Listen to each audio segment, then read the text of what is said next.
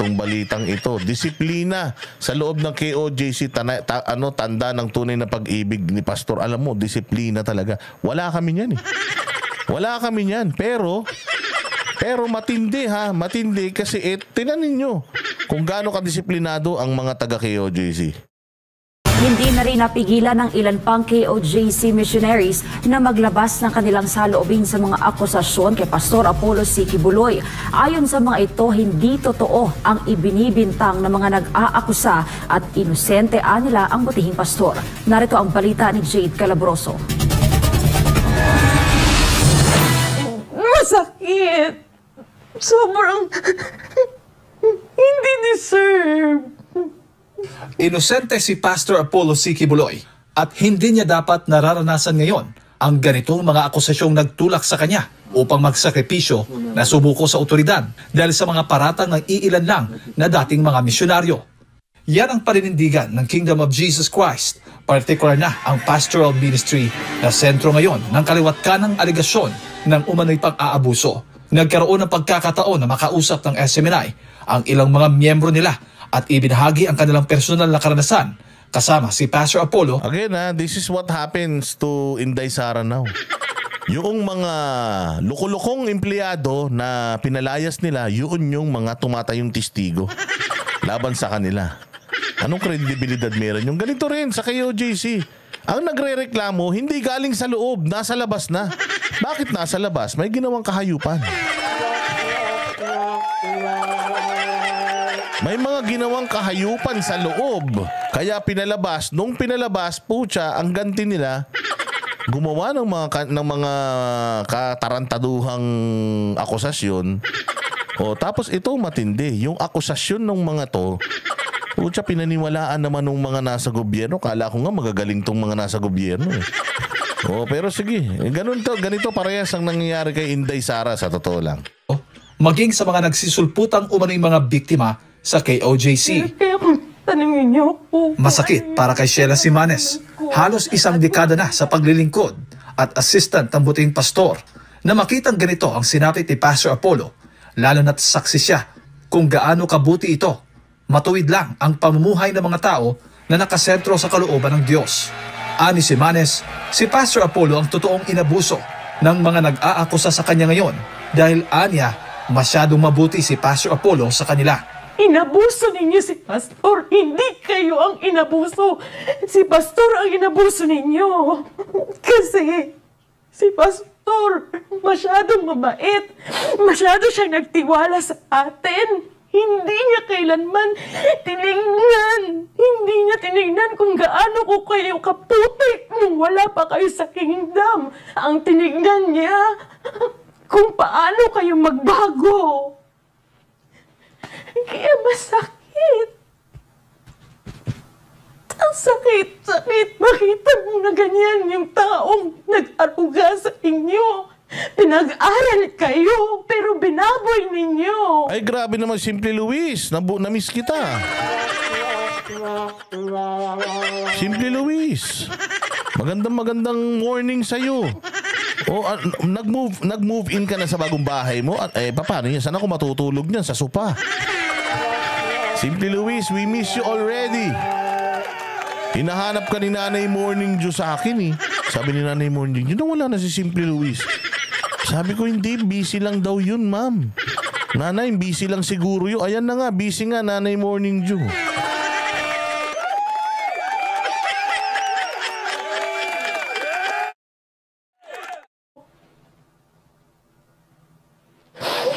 Ikaw, babae ka.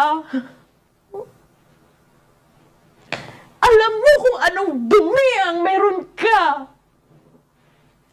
Pinag-aral ka ng maayos sa JMC, binaboy mo ang sarili mo. Tapos yung dumi mo, yung putik na ginawa mo, ipapain mo ngayon kay Pastor. Pinasinungalingan din ng iba pang mga pastoral na sina Jassy de Guzman at Charissa Corbo, ang mga umanig biktima sa loob ng KOJC na dati anilang mga kasama. Sila na mayroong mga karumal-dumal na record.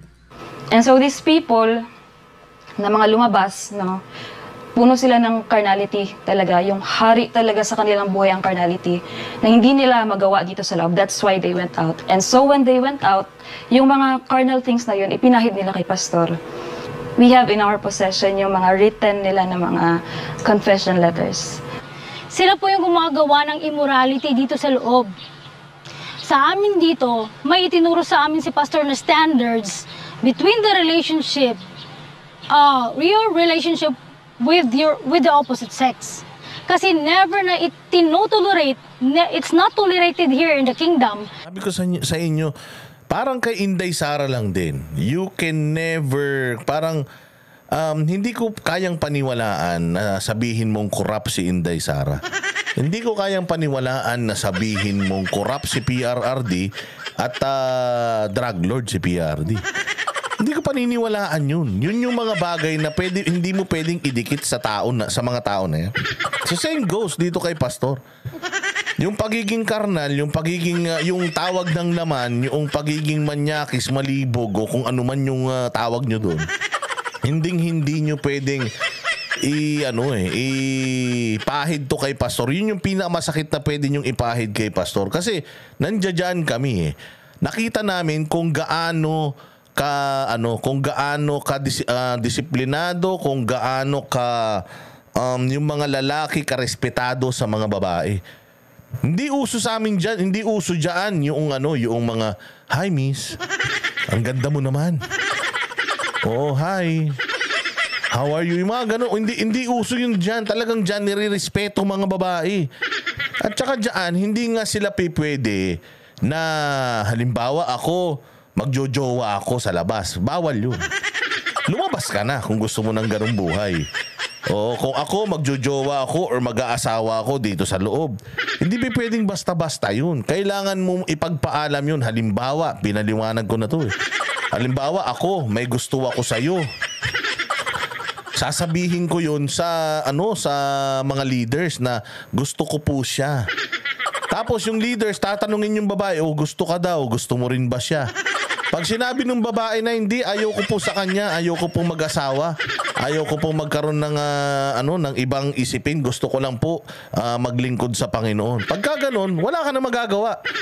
Wala na, hindi mo na pwedeng ipurso yun, wala na yun. As in, patay na rin yun. Patayin mo na yung pagkakras mo sa kanya. Kasi syempre, tao lang tayo, nagmamahal tayo. Yan ay, kumbaga, normal na, na cycle ng buhay ng tao yan eh. Ngayon naman, kung halimbawa ako, gusto kita. At sinabi ko sa pamunuan, gusto ko po siya. At sinabi naman niya na, opo, gusto ko din po siya. Crush nyo pala yung isa't isa. Ganun.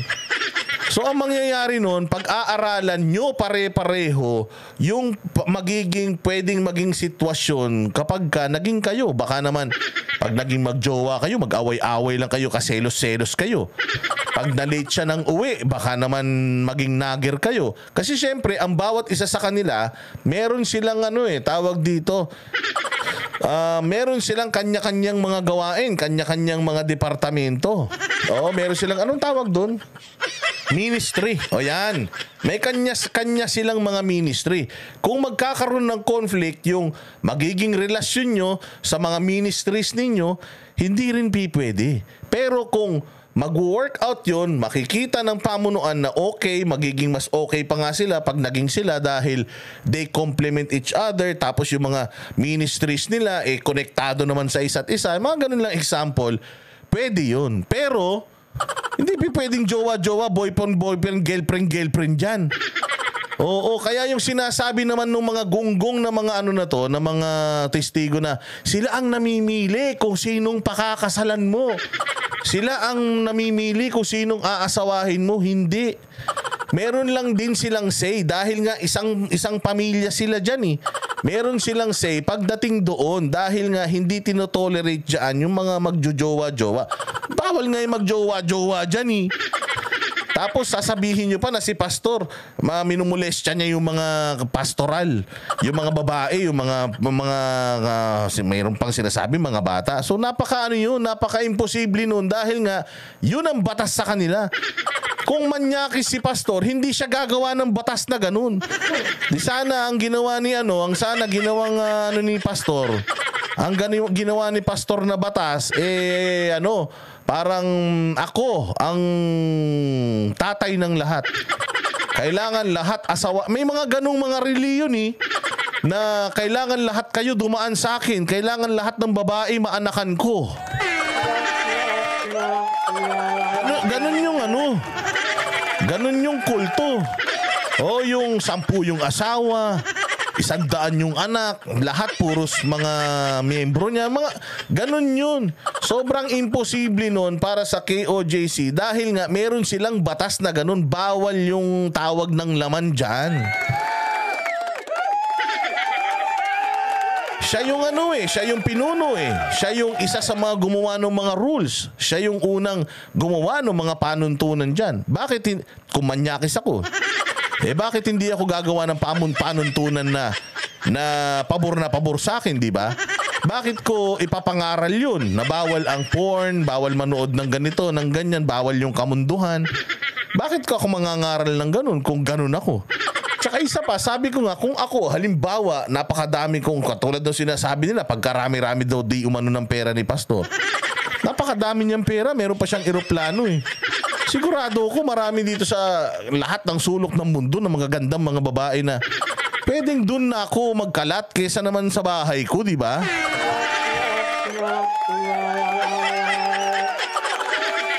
Yung nasa Utah, boss, may nalaman ako. Nako po, Defenders of the Sun. Uy, Defenders of the Sun, mag-message ka kay Ninong Randel. Pupunta ako dyan sa KLC LA at saka sa KLC San Francisco Tsaka sa KLC Las Vegas i-hook up mo naman ako. Hindi, sa bagay, Mike, ipag-usap na ako kay Ma'am Hana.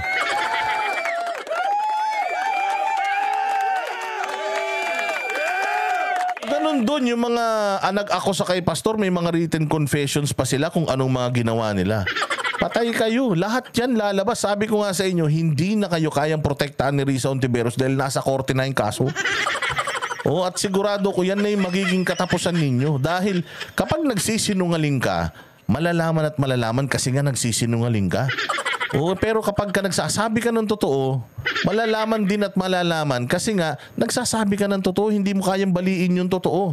Yung magbo-boyfriend ka, yung nagliligawan kayo, tapos nagde-display kayo ng yung public display of affection, hindi po yan tinotolerate dito kasi tinuturuan kami ni pastor dito na maging spiritual, na maging ehemplo. Nung magkasama pa naman kami dito, laging nasa bibig nila ang pagpapasalamat nila kay pastor. Laging nasa bibig nila yung napakabuti ni pastor, narinig mo yun sa kanila lagi. Of course, those were the times na hindi pa sila binibigyan ng disciplinary action. Yeah. Kapansin-pansin nila na pare-pareho ang sinasabi ng mga nag-aakusa na tila mayroong script na sinusunod, mapakaso man sa Pilipinas o sa Amerika. So itong mga nag-aakusa kay pastor na nandun ngayon, patuloy po silang ginagamit. And I don't know because they have the same script. They have the same accusation. So we don't know if they have someone na kumukumpas po sa kanila or meron po silang scriptwriter because pare-pareho po lahat ng ng akusasyon. Pero yung sinasabi nila na abuso doon sa Amerika, nagtataka lang talaga ako kasi kasama ko sila sa Amerika. Kasama ko sila at kitang-kita ko, kilala nila ako, kitang-kita ko kung paano sila blines ni pastor, kung paano binigay sa kanila yung mga blessings na, first-hand blessings na tatanggap talaga nila. And then, again, isa lang talagang logic dito na alam mong palpak sila bakit? They forgot na si Pastor Apollo Kibuloy and PRD, they are really close. They are very close. And you know, PRRD, galit yan sa mga kriminal. Galit yan sa mga mapang-abuso. If you think Pastor Apollo Kibuloy is abusive, ano sa tingin mo ginawa ni PRD sa kanya? Si PRD mismo bibigti sa kanya. Si PRD mismo ang dudukot at papatayin yan kung alam niya na kabulastugan ng ginagawa nito ni pastor. Pero maliit pa yung simbahan, magkakilala na silang dalawa hanggang ngayon. At hanggang ngayon, si PRRD, sinasabi niya at siya ay naniniwala na pastor, ikaw talaga yung sugo. PRRD na yun after all, dahil I think sa nakikita ko lang, yung mga taong ayaw dumaan ng disiplina, once na tumalikod ka talaga sa disiplina at ayaw mong tanggapin yung pagkakamali mo, lalabas ka talaga at lalabas ka para pagtakpan mo yung problema at yung ginawa mong kasalanan. Samantala, disiplina dahil sa pagmamahal. Ito ang binigyang diin ng iba pang mga pastoral na bahagi ng kanilang pamumuhay sa loob ng KOJC. Tulad ng ibang simbahan o organisasyon, mayroong mga alituntunin na dapat na sinusunod at sakaling ang isang tao ay magkamali, haharap siya ng disiplina. No, but here in the kingdom, discipline is a form of love. Ano yung disiplina na yun? They were counseled, they were fellowshipped, they were instructed to pray, they were instructed to read the Bible, to reflect, to commune with the Father and the nature. Ganun po ang pagdisiplina sa kanila. Wala pong harassment or anything. Alam nyo ba yung isang alam nyo ba kung ano yung isang parusa sa kanila? Magpunta ng Glory Mountain, magtanim. Pag may kasalanan ka, wala dyan tinatadyakan, pinapako sa krus. Walang ganun dyan. Oo. Kumbaga may mga merits and demerits yan. Tapos kapag ka medyo matindi yung kasalanan mo, medyo may pagkakarnal yung kasalanan mo, syempre tao ka lang. They still give you the option, the choice to if you're gonna stay, you should undergo punishment. And what is that punishment? Ayun. Magdasal. Sauluhin mo to. I-recite mo sa akin. Isa puso mo ito. Magbago ka, pumunta ka muna dun sa bundok. Magnilay-nilay ka, magsorry ka sa Diyos sa nagawa mong kasalanan. Ang ginagawa nila dun, magtanim ng halaman. Magfa-farming ka muna dun. Yun yung mga yun yung mga posibleng maging kaparusahan mo. Pero walang parusa dyan na sasampalin ako pag hindi ako kumota, ganito, ganyan. Walang katotohanan lahat yan. Naman namin ang buhay nyo dito sa loob. Pares naman tayo. Alice Miel, salamat po. Salamat kayo. Marami tayong mga pagkakamali at pagkukulang. Pero kami, tinanggap namin ang paglilinis, ang pagtuturo para maging pleasing kami sa Ama. Kayo, hindi nyo tinanggap. Pwede naman kayong umalis at mag-exit na lang dahil hindi nyo kaya. Pero bakit nyo pa ginagawang paninira? Dahil gusto nyo lang siguro makatanggap ng pera, makatanggap ng acknowledgement, makatanggap na ikaw ang nakapagpa-down sa ganyan. No. There will be no downfall. Dahil kahit ano accusation na sabihin nyo patungkol sa aming pastor, panalo pa rin kami. Karamihan din sa kanila ay simula bata pa lamang ay lumaki na sa pangangalaga ni Pastor Apollo. Ang katotohanan, ayon sa mga misyonaryo ng KOJC, malaki ang respeto at pagpapahalaga sa mga kababaihan ni Pastor Apollo. Kaya ganoon na lang din. Napakalaking respeto. Imaginein mo matagal nang nasa kanila yung mga evidences na yan tungkol sa kababuyan netong alias Amanda. But Pastor Apollo Kibuloy doesn't want it to come out. Ayaw niyang lumabas yun. Kasi nga, kawawa babae. Masisira talaga. Kawawa talaga. Pabayaan mo na lang. Nung na-dismiss yung kaso sa Davao, pwede naman sila mag-kontra-demanda dun sa taong naninira sa kanila eh. But Pastor Apollo never did. Hindi niya ginawa. Hindi niya ginawa yun. Kasi nga, babae, kawawa naman. At saka, nadala lang ng damdamin siguro yan. Napahiya siya siguro sa mga nangyari sa kanya dito and kaya niya ginagawa. So, inintindi ni Pastor. Utang ina, until lumabas to si Risa Ontiveros na demonyo. Tapos binuhay-buhay yan. Tapos ito si Secretary Boying Rimulya na muntik na mamatay, binuhay-buhay yung kaso, dinala rito sa Maynila, dinagdagan pa ng Nobel. Again, it was dismissed 4 years ago. It was dismissed and for a long time, wala yan. Sarado na yung kaso na yan. Bigla lang nilang binuhay, nadagdagan pa. Ngayon, naka-freeze pa yung assets nila. Hindi pa napapatunayan, ha? Ang pagdidepensa nila sa butihing pastor. So we were in the front line. Kung makita nyo, puro mga kababaihan ang nasa front line during that 16-day siege. Kung talagang inabuso kami ni Pastor, hindi namin ipagtatanggol ang taong sabi nyo nag-abuso sa amin. True. Bukas ang gate. Naglabasan sana yan. Baliktad yung mga nasa abroad, pumupunta pa rito sa Pilipinas para samahan lang sila magbantay. Para magsamahan kami na magbantay dyan ng 16 days, yung mga nasa abroad, umuwi pa dito. Umuwi pa dito nakatunganga ng nakatulala ng ng 16 days, nagdadasal lang, binabantayan yung mga ginagawa ng pulis. Mga galing abroad yun, magaganda buhay sa abroad nun ha. Bakit mo pa gagawin yun kung tarantado yung pastor nyo? Kung loko-loko yung pastor ninyo. Si Pastor Apollo Kibuloy ba? May nakita ba kayong picture na nakadalabas ang dila sa internet? Nakaganon? Wala. May picture ba siya nakahubad na nakaganon? Wala. Alam mo ba sa kanila dyan, pag nag-swimming, kailangan walang nakikita. Para nga silang mga Muslim dyan eh. O pag nag-swimming, mga naka-rash guard dyan, naka-leggings. O ganun sila kasi talagang ayaw nilang magpakita ng ng kalaswaan dahil nga syempre alam mo na ang kanilang buhay inalay na nila sa paglilingkod sa Panginoon. Ganun yun eh. Walang ganun kay pastor. Kaya ngayon sinasabi ng mga pulis na may mga nakausap sila sa loob na mga inabuso. Tayo na, ba't nasa loob ba? Paano nasa loob? 2 gate yung bukas.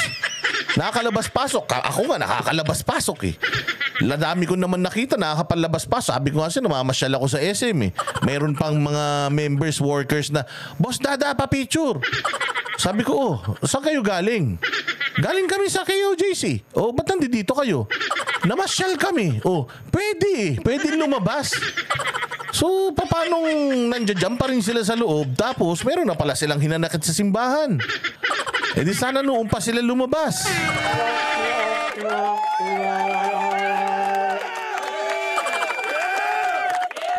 Yung pagpapalaki ni Pastor sa amin, ngayon na lumaki kami at tumagal kami ng ganito sa kaharian, makikita mo na iba ang pamamaraan ni Pastor para maibalik ang dignity ng mga tao, lalo na sa amin sa mga babae.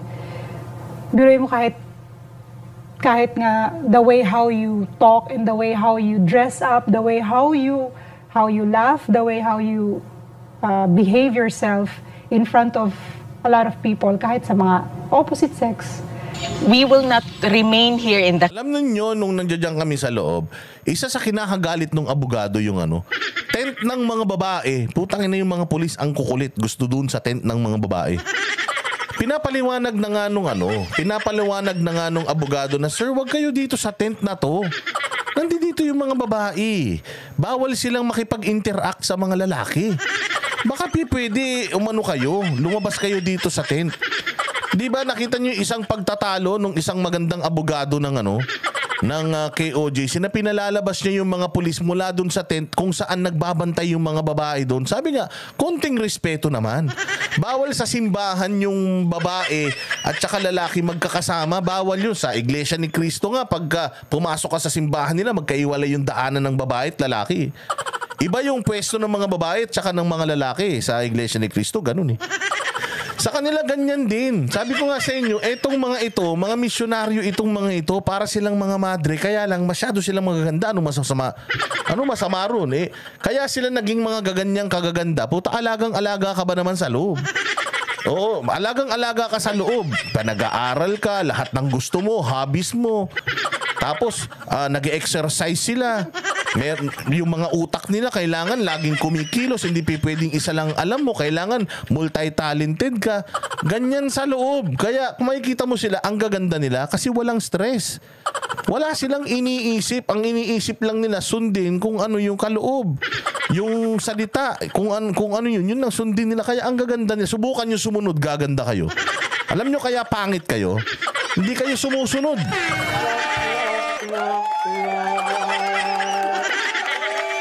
Di kayo sumusunod sa salita ng Diyos.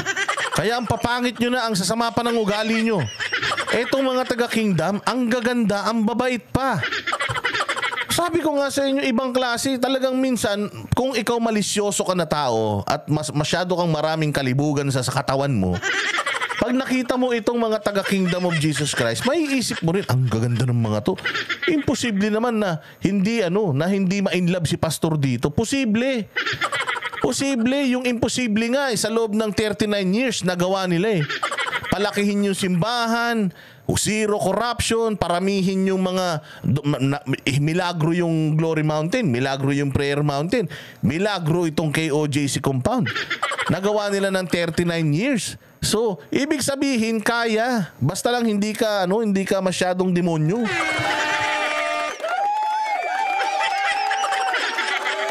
Basta hindi ka demonyo, kaya yun. Kung ikaw hindi mo kaya, wag mong ipasa yung dumi mo kay pastor. Halimbawa ako may mali siya pa talaga ako. Oo, talagang sa totoo lang, pag nakikita mo yung mga tao dito, ang gaganda talaga naman. Yun ang bukang bibig namin nila Banat Bay pag nandiyan kami. Ang popogi, ang gaganda ng tao. Kaya bitter ang mga Pilipino kasi putya, lahat ng naiwan sa labas, ang papangit na, ang sasama pa ng ugali. Ngayon, tatanungin mo sila.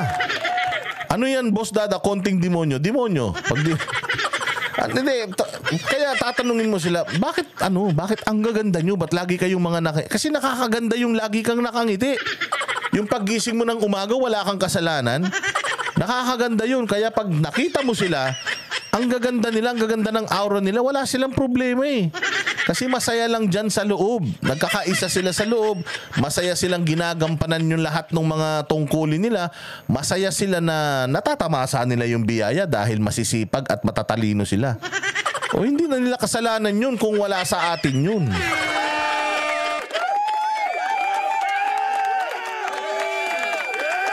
Oo, kaya lagi ninyong tatandaan. Oo, na kung kayo manyakis, kung kayo, pag nakita nyo itong mga magagandang babae na ito at naiisip nyo kamunduhan, iba si pastor. Iba siya, hindi siya katulad nyo. Kasi satanas kayo, si pastor, mabait. Kingdom, if we have experienced rape, we have experienced molestation, molested mi diri, even one single day, dili mi mag-remain diri kung muna ilingguahe ni pastor. Pero us in the kingdom... Tinan mo mga itsura. Ang gaganda, di ba? Tinan mo yung mga itsura niyan. Oh, ang gaganda, ang lilinis. Parang walang bad breath sa kanila. Ganyan sa loob, walang stress eh. Ngayon,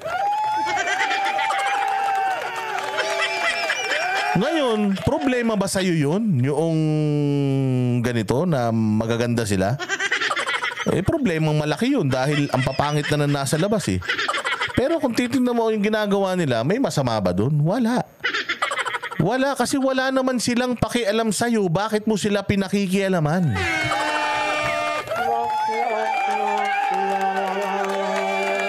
Nakita mo yung mga katawan nila, pantay-pantay.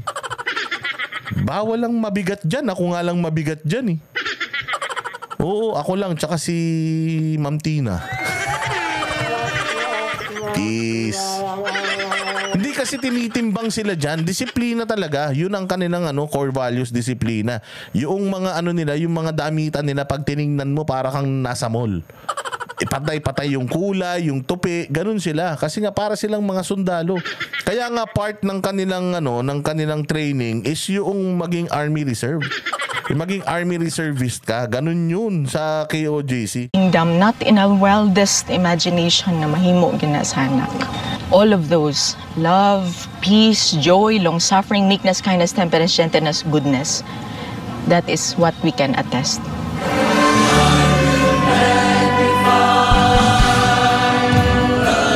Hoy, alam nyo ba, pag nag-open yung pag nag-open yung Kingdom, 10,000 choir.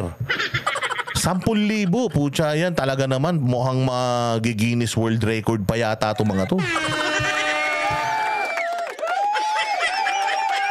Ang galing no, 10,000 na choir. Hayop siguro. Ano kaya itsura nun? Kaya talagang excited ako. Mama, punta kami dyan ha. Imbitahin nyo naman kami pagka nag-open yung Kingdom ha. 10,000 choir. 10,000 ba? Oo, yung kakanta. Ay, naku po, Diyos ko po. Gaano kaya kaganda yun? Sigurado ako baka sumabog na naman ang mga puso ng mga inggitero nun. Lubos naman ang pasasalamat ng milyon-milyong miyembro at misyonaryo ng KOJC sa dakilang pag-ibig na ipinakita ni Pastor Apollo sa kanila na bagamat wala siyang kasalanan at inosente, ay pinili niyang sumuko sa otoridad upang matapos na ang higit kalahating buwang pagkubkob ng kapulisan sa religious compound sa Davao City. Matatandaan ding mensahe ni Pastor Apollo sa kanyang mga tagasunod at tagasuporta, manatiling matatag sa kabila ng kapagsubukan. Patuloy naman ang pananalangin ng KOJC maging ng mamamayang Pilipino na maipatupad ng tama ang batas at nang magkaroon na ng hustisya. Para sa Diyos at sa Pilipinas. Yun, palakpakan.